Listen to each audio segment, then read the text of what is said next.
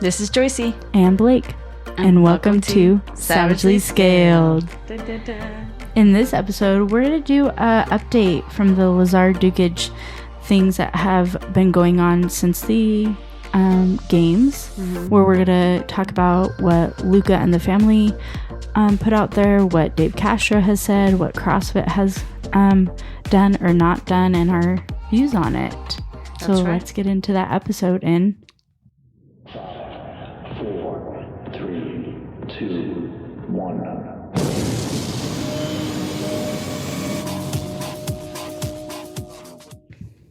All right. So before we get started, guys, let's go over the word of the day, which is overhead squat. Yay. One of Blake's favorites. My favorite. Not my favorite.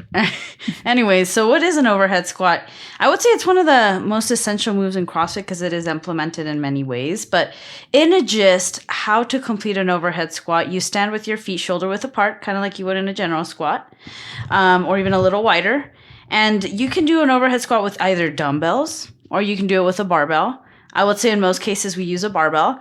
And what you do is while engaging your core, lifting your chest up, you drive the dumbbell straight over your head and lock out your elbows, or you draw, the barbell straight overhead and lock out your elbows. Then you slowly drive your hips back, bending your knees, keeping your core tight until your thighs are parallel to the floor, and you complete a squat while those arms are up. Not easy to do. And that is your word of the day. Yes, and it's one of my favorite movements. A lot of people don't like it. I feel like shorter athletes like it, but I have run into a couple of tall athletes that really enjoy it. But I think it's just the mobility is pretty hard, at least for me. Mm-hmm. And I feel like if you have like longer legs and a shorter torso, you have a longer way to go. And depending on the weight, depending on the weight, like having a longer way to go and doing like a 200 pound or even 165, that's hard. But I love it because it's like those movements that not a lot of people enjoy or can do. And I don't have a lot of those in my wheelhouse. Yeah, you're a little freak. I feel so nice to have you, like, it's weird, like, near me because we've just been gone this entire time. We have been doing so much. We've been doing interviews, like, mostly nonstop. Yeah. So, like, haven't sat down and just did a episode with you in a long time. Dude, right? I mean, September we had, like, 3 interviews. And then I had one on my own that one time. And then you had Amanda on your own that one time. Yeah. So we've been apart for so long. You know, and it just feels like... And I needed to take a break because it was all of September just, like...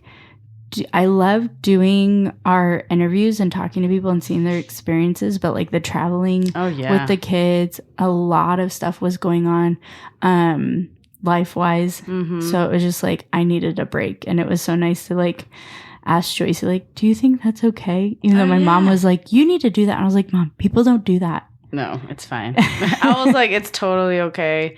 I feel like as partners, we kind of just have to gauge each other out and figure things out. I mean, when we went to Prescott, shout out to Chelsea for letting us stay at her place. Yeah. But when we went to Prescott Valley at the time, and still at this time, I guess Jenny was struggling with some kind of disc issues on her neck, and I had to bring her with me, and you guys kind of had to help me out with her, and and I was just like, how great that I have friends that understand that my dog is sick and I have to bring her with me to an interview. And I think like all of us in that Prescott little girls Valley trip party was so like we were all going through stuff. I don't think Emily was going through anything. She's going through that ice cream thing. Yeah. Good times. That was the biggest ice cream I've ever seen. And I was like, say one more time that you can't finish it. I'm not gonna. It was so funny because I was about to buy it too, and then I saw how big the scoop was, and I was like, nope, I will keep my money in my wallet. That is huge. When I was like, can I get the small cone with one scoop? And then when Chelsea was like, is that yours? I was like, no, that's not. No. I said one scoop. It was like a triple scoop, guys. Yeah, like and no wonder when I went to pay, they're like $5, and I'm like... Well, what does $1 get you? Because I just wanted a tiny scoop. Size? Yeah. But that trip did help me to realize that like everybody's going through a rough time and it's okay to just take a break. And having you here. But yeah. So glad to be back. And still got things going on, but Oh yeah, tons of stuff, but lowering it for the holidays. Oh, I know. Knowing that we need to manage things differently for the new year. Yeah, and then the comps are around the corner. The competition's right around the corner. what is it? No, Barbell Mayhem. Barbell Mayhem. And I'm a coach. I'm like, you work there? We have Barbell Mayhem, which I believe you guys can still sign up for. That's right. It's same sex. We have RX, we have Scaled, and we have Just for Fun. And they did release all of the workouts except for the final. Of course, you're going to know the final when you guys get there and what teams make it to that. But it is same sex, and you guys can still sign up for that, which will be fun. Plus, you'll get to see me and Joycey. That's right. I will not be judging, but I will be participating. Yeah, she's participating. With the judging. Rochelle Yates. Shout out to Rochelle. And you guys have cute outfits. I know. She picked them out. Yeah. I was just like, we should get, I'm very with the matchy, you know me. So I was like, we should totally match. And she's like, all right, I'll look into it. And she was on it. And I think there was only one pack of like medium, like of a sports bra and pants. And I got it. And she's like, you took the last one. I'm like, I'm so sorry. Hey, but she's rocking the small and it worked out. So she is. So it's really good. So again, guys, that is November 2nd? That is 3rd. No. Yeah, it's November. It's the Saturday the 2nd. It's November 2nd. It's at Keyman CrossFit. If you want to join, you have to sign up. Right. Or you could just cheer us on. Or you could come in, cheer everybody on. Come meet me and Joycey. There you go. We'll be walking around. She's going to be working out. I'm going to be judging. Yeah, so don't talk to me. I'm focused. No, I'm just kidding. Talk to me. Maybe after. Yeah. No, I'm joking, but I'm going to be dead. So... And it's some good workouts. It's going to be some fun ones to go watch. And it has a weightlifting portion in there. So, I mean, who doesn't like to see a good little weightlifting challenge? And you get to see athletes not just in Kingman, but we have Prescott Valley. We have from Bullhead, maybe Havasu. We usually get some from Vegas and Phoenix. Mm-hmm. So come out if you want to do a competition. That's right. But let's go back into the topic of the diving back into the Lazar Dukic, which when we look at our episodes, you guys push that episode to number 1. I think we have 112 listens to that episode.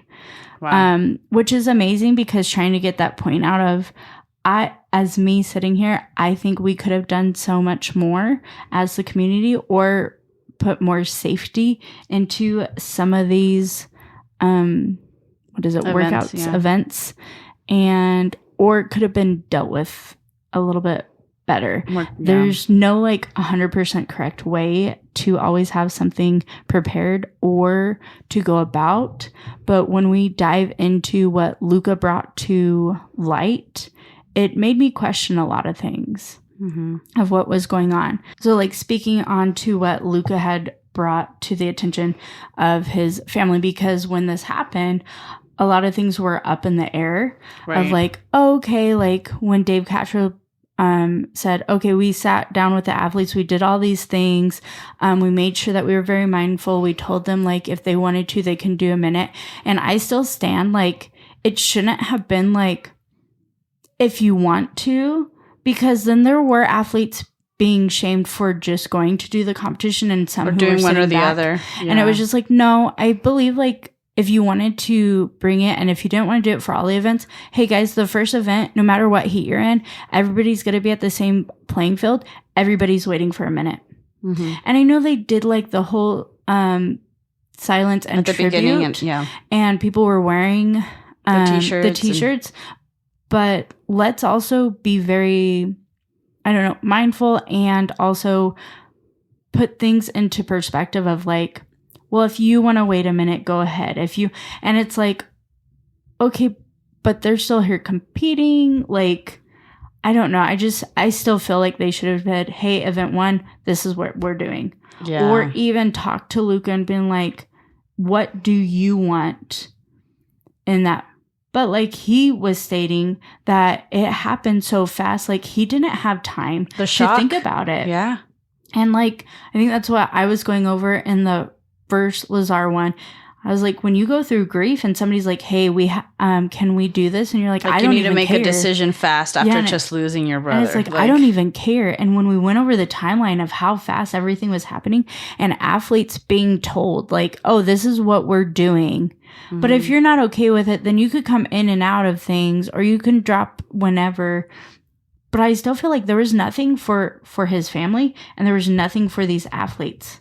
Like, there was no grief point. It was like back to back. And yeah, I get sponsorships. I get that you can posit the business side of it, but to not even really touch on mental health. I feel like the first event they did, and then when you watch it, so I wasn't there as a spectator, and I know talking to some of them, they said it was a completely different vibe from other games, but watching it, when you watch the first event, like, all this stuff was for Lazar and stuff like that. And then as you went on, it was back to sponsorships, who were the heavy hitters, like, for the advertisements and stuff. Yeah. And I'm like, nothing on mental health.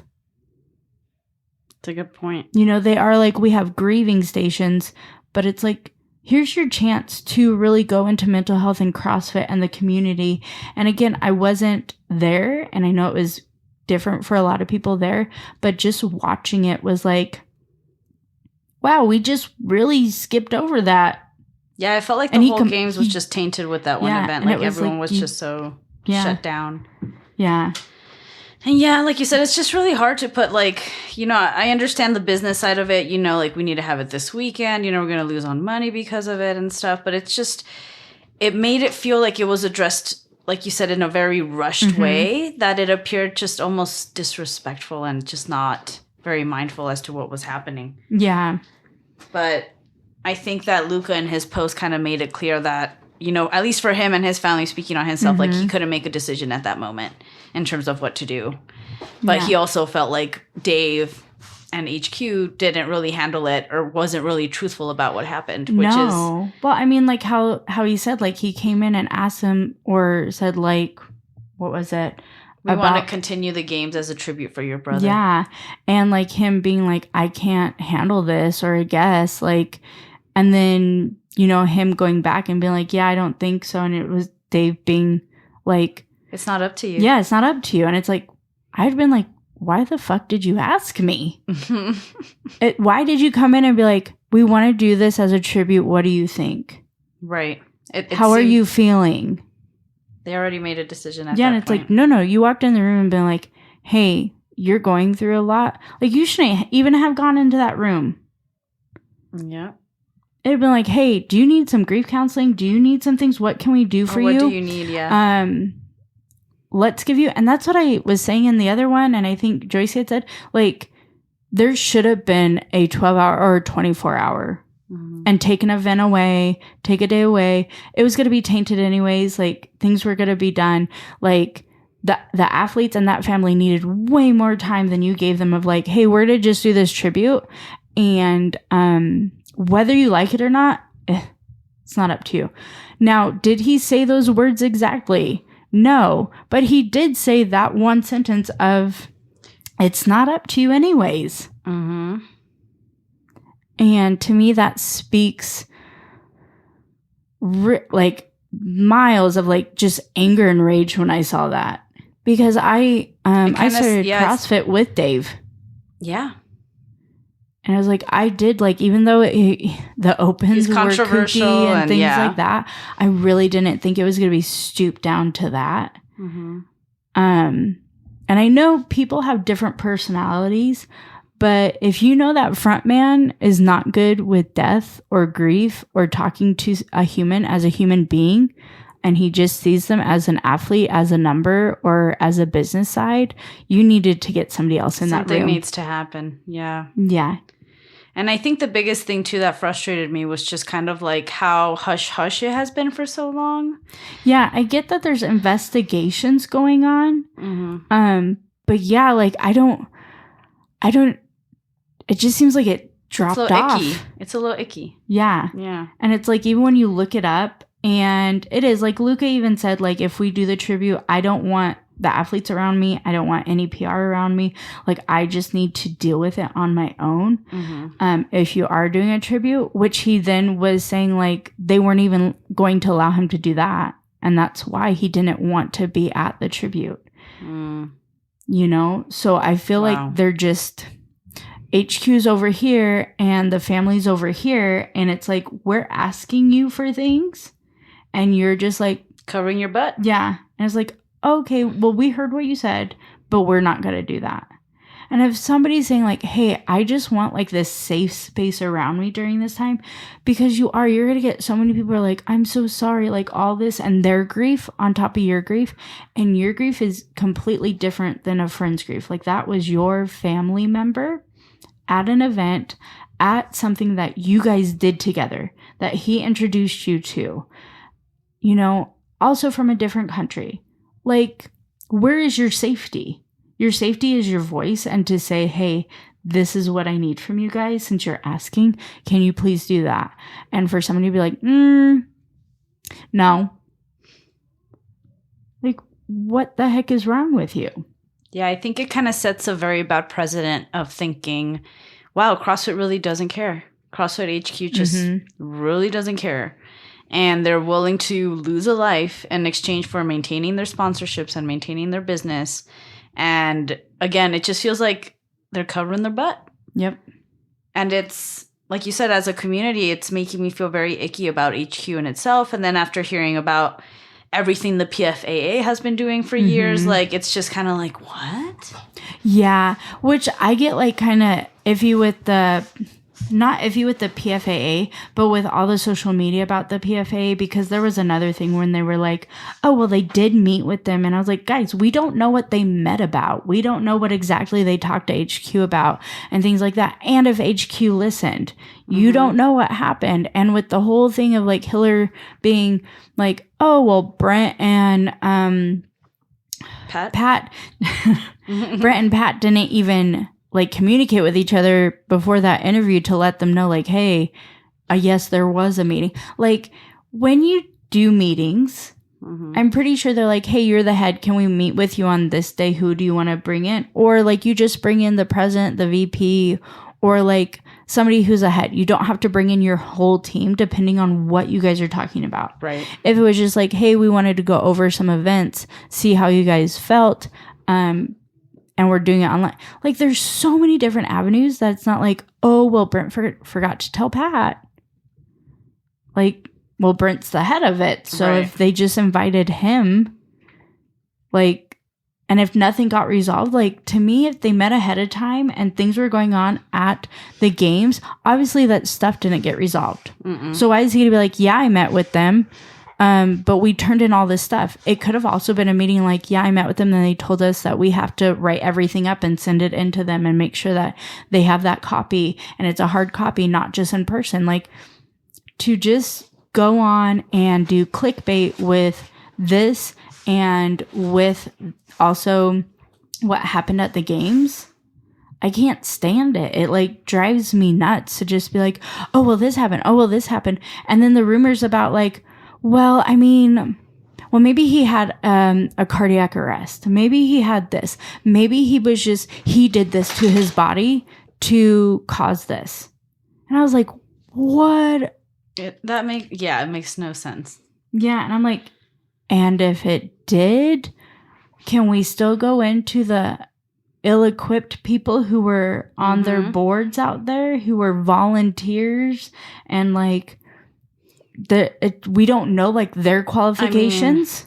I mean, a spectator had to jump in the water, for goodness sakes. And then they got mad at the spectators. Like, they were yelling at you, because there was a few spectators yelling like, over there, or even pointing. And it's like, if spectators are pointing and yelling and saying you need to go help this person, it's like, come on. Yeah. So how ill-equipped is this? And even Luka went back into that. The medical examiner contacted him and was like, no, your brother did not have a cardiac arrest issue. So you guys need to put that theory to bed. Like, no, he was healthy. They report he's like a very healthy young man, like when they did the autopsy and everything. And I mean, we still haven't heard 100% the results of, the investigation and everything. It's still kind of up there, but it's just, oh man, I just feel for him. Yeah, it's one of those, because he even went into like, yeah, me and my brother went through the course. We practiced things. We talked about what our game plan was. Like, they did. He was set. So you guys, he was prepared. He was prepared. What wasn't prepared was the community around him, the event staff around him, the event heads around him were not prepared, but this athlete was prepared. He was not prepared to have something obviously happen, but he had his trust in everyone around him. Mm-hmm. And even then before, like, he would do everything in terms of, like, in media, like, just sponsoring and saying, like, the games, like, changed my life. It's been great for me. I love the community. Like, he's done nothing but, like, promote it all the way. And I think that's what makes it even more frustrating for, like, Luka and the family, and that, like, and he even put it in his post, like, the community has failed him. And it's just, oh, man, it really tugs on those heartstrings. Yeah, so I know also, like, when we were talking about the PFAA, they did bring a statement out that, like, there should be transparency for CrossFit and the PFA regarding a third-party investigation, which I know CrossFit's doing the third-party investigation, and changes made to protect athletes going forward, that CrossFit creates an independent safety team to be a liaison with the PFA continuously. I feel like that, like, even when I listen to other podcasts and the amount of things that they do at Wodapalooza for Florida and the safety and how they were talking about, we have a medical on staff and a lifeguard for a certain amount of swimmers in our viewpoint. And we have safety boats and things for them to hold on to. And when you see, like, at the CrossFit Games, that's supposed to be amazing and enormous and the best thing for fitness, like the world's fittest person, we don't have that. And again, like, we're cutting costs. We're doing this. Where are the cost cutting things happening? They shouldn't be happening for medical team. And then that they did ask for Dave Castro to be removed from the position in that sports team, which I was on the fence. I remember when we talked about it at the gym, but this was before Luka's thing came out. Because I was like, yeah, of course they're going to ask for certain people to be stepped down or fired. I walked in there and I was like, he's got to go. He's got to go. And I was like, I mean, you don't know what he was going through. You don't know what his PR team, because, nowadays PR. But I feel like CrossFit's PR team has, like, sucked. I don't know if that's what took a hit. Dave Castro has been pretty controversial. I mean, he did have a PR stunt of one time around before about his post, and now this is, like, a big one, and if anything, I'm like, 2 strikes, man. And then... Is he good at his job, though, making workouts, creating them? Absolutely. But sometimes. But so then when we talked about that, I think a couple later, Grace sent out, messaged us. And then I read it and I was like, okay. He said all those things. Like, even when Luka, like, went up to him and was like, hey, do you know if my brother came in? And he's like, yeah, his chip's here. Or whatever. Yeah. And then, like, a couple minutes went back and he's like, oh, never mind, his chip's not in. Like, we had malfunctioning chips for 2 of the athletes and your brother was one of those athletes. And I was like, you just nonchalantly just tell this person, yeah, his chip's in. He's around here somewhere. Like, didn't even bro. Come on. Yeah. And then his apology. So Luka writes this heartfelt thing about what his family's going through, what he's going through, what happened to him. And he clarifies what happened in terms of asking and, and things like that to make it very clear of what's going on. And then when you get Dave Castro's apology, which was like... super short. And I was like, who the hell is writing his apology? Because to me, if they're doing all these PR things to cover their ass, they should have somebody writing for him. But obviously he didn't want that. Do you have his? I do. And it reads as follows. I read Luka's post this morning and would like to apologize to him and the entire Dukic family. I should never have said that the decision to continue the games in August was quote unquote blessed by their family. At the time, the decision was made to continue the games and allow our athletes to compete, and we respected those athletes who decided to withdraw. This decision was made by CrossFit, and I never intended to put the weight of this decision on Luka, the Dukic family, or our CrossFit athletes. I've never been in a situation like this before, and I absolutely made a mistake. I sincerely regret any pain I've caused. Dave Castro. And I was like... kind of generic, very... Yeah, very generic. Nothing about, like I didn't want to cause Luka pain, but you straight up told him, like, it's still going on no matter what you decide. Right. you know, oh, you need that for the tribute? Well, we're not going to do that. Is it all Dave Castro? No, there's a team. True. And I get that part, but like, I feel like sometimes with death, it brings the worst out of people and the best out of people sometimes. And not to crash on this party, but I feel like sometimes men don't deal with death appropriately. I think that was the rough part. It's who to put at the forefront and when it comes to like interviews, when it comes to representing CrossFit HQ. And it just feels like Dave is not it. Yeah. And maybe that's what CrossFit HQ needs to do, is just to find a person to represent, you know, the brand in a much, you know, more healthier way, I would say. But I feel like he just hasn't really been doing a good job in representing that. And I don't know like who would be better. I know Adrian Bozeman. Yep.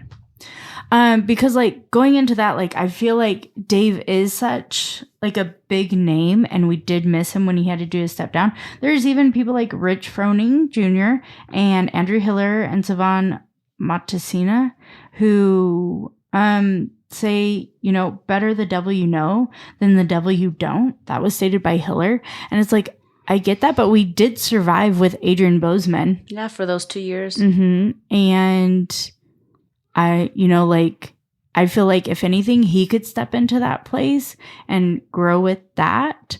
But like, there's just sometimes like, and I was a Hiller fan for a little bit. And with like this and the PFAA and the way he calls out athletes for how they were grieving, I was like, I get that you like clickbait so much. But these are also people's lives. Yep. Like, and you don't want to be told that you're making a mockery of somebody's life just because they said one thing and did another. Because he did that to Noah Olsen. And it was like, bro, there was also 3 other people on that team who might have been like, hey, I do still want to really do this. Can you do this? And I know that they usually have one person in rotation to step in, usually a male or a female, depending on who gets injured or things like that. But like, if your team's asking you and you're the only one, there does come a time where you're like, I could probably push through this. And you know what? I do need to be on this team because I need to just sweat and cry and push things this weekend for them. So for him to be like, oh yeah, he said this thing, but he worked out. Like, what part of the community are you showing a light on that's bad? Right. Because Joyce, if something happened to one of our friends and Joyce was like, can we just try? Can we do it? Because I know there was also team members that like were like, we can't do it. So they did. The whole team dropped. There's different people's grief. There's different people who knew Lazar and people who didn't. They just knew that he was part of this community and an athlete. Like, they weren't dear friends. And those are the differences. But like, for you to just be like, he's not grieving. Like, he still worked out. Like, who are you to say? Yeah. Yeah, it was a rough environment, man. It was icky. It was and tough. I feel some social media people are making it worse. And just because they want the money, they want the click, they want all of that, they want it, and it's like, so you're doing it for yourself. Got it. Yeah, and I think it speaks to kind of like the whole cancel culture thing that's going around. And I think CrossFit HQ is kind of a victim of that, of like trying to people please, like, oh, do we do this to please the people? Or do we do that to please the people? And I think Dave Castro is a perfect example. I mean, he was the programmer for the games from 2007 to 2021. That's 14 years. Yeah. And then when they let him go, people started complaining about it and wanted Dave back. And what did they do? They brought Dave back. And it seems like it's a constant, like, battle of, and like... And then they complained about his workout for the Opens. And it was like, but this is what Dave does. Because I remember you and Grace would be like, what was he drawing? It didn't look like a mushroom to me. And I was like, it looked like a mushroom to me, but that is Dave. Because you guys didn't really do the Open with Dave. Right. You know? And I was like, that's Dave's Open. Like, Dave's Open is like, and then, you know, like on Dude, Where's My Car, when she's like, and then, that's Dave. And yes, do I enjoy those moments? Because I was enjoying them when you guys were like, this is horrible. Like, it's like, why would this guy do this? And I was like, I really liked how he presents it. So that's why, like, sometimes I'm still on the fence about it. but I think Adrian Bosman can do great things as well. He's just a different personality. Different style. Yeah, and I'm like, should we like lead into that? Whether he wants that position, because I don't know if he wants that position. Who knows? But I will agree with this, with Hiller. To have somebody completely from across the hall who's like, hey, pick me to do it. Matt Frazier. But like somebody we don't know. Like no big names, nothing like that. Just starting fresh. Yeah, I would kind of freak out. I would. You gotta give him a chance, Blake. I know, but sometimes like with the open, like you have to have that like. I trust the PFA. If they want to get rid of Castro and they think that's best, then I'll support that. But it's also like, to me, like when I tell people, like if you want somebody, off with your head, who's their backup? Who are you going to nominate? That's CrossFit HQ. They need to figure that out. But I think the PFAA should too. That's true, but I mean... They don't have to. Like, nobody has to. But if you've been in this community for that long, like, who would you put? Like, guys, who would you put out there to replace him? Yeah, it's a good one. You know who I would pick? Matt Frazier, who's, like, has a baby and is trying to do his life. But yeah, this could be the role of a lifetime, man. It could. I totally didn't hear what she said. I was just like, it could be for somebody. Or like, what if like athletes who've retired, if they made up an open workout? Rich Froning, what's up? Yeah, all kinds. Like you can do it, and I know we get stuck in things, and it's also funny to see that it's majority of men who are stepping out to be like, no, he should stay. It's like sometimes y'all got to keep moving on. Yeah, or just like in a different position, man. I'm just like, yeah. Again, I just don't think he should be the face. They have tried him in a different position. I don't know. Like there was exciting things where I was like, man, I wonder what movement that we haven't seen before is he gonna put out there. But I feel like with what happened to Lazar, like nothing was gonna fix it. Yeah, that was a big one. I mean, we hope to hear more of like the investigations from Luka's side, from the third party for HQ, because they were saying that they were going to be transparent. And I feel like the family has been more transparent. Because Luka was the one who came out in September. That's right. Yeah. So it's October. I wonder if something else is going to come up, or maybe towards the end of the year, hopefully by the new year, knowing what happened, if the family wants it out, right, and knowing what changes are going to happen. And yeah, somebody has to get blamed. Is that like the right thing? No, we can always do better. Yeah, but we shouldn't be blaming the athlete that it happened to. So it's heavy stuff. I mean, what do you guys feel like should be going on? Yeah, I want to hear from you guys. Yeah. What do you think? Enough about us. Yeah. Right? What do you think? Like, who should be in charge if they decide to get rid of Dave? If you don't think they should get rid of Dave, let us know why. Like, I still am on the fence, even though like this whole entire time I was like, he was being, fire. It's on the fence because it is like, I don't know. I don't know. And like you said, when it comes to grief and these things, it's like, how do you know? But you still shouldn't tell somebody, well, it's not up to you, sweetie.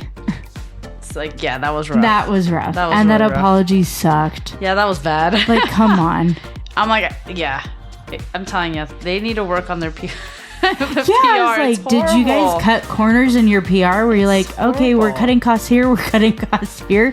Like, this is somebody's life. Figure your shit out. Yeah, it's sloppy.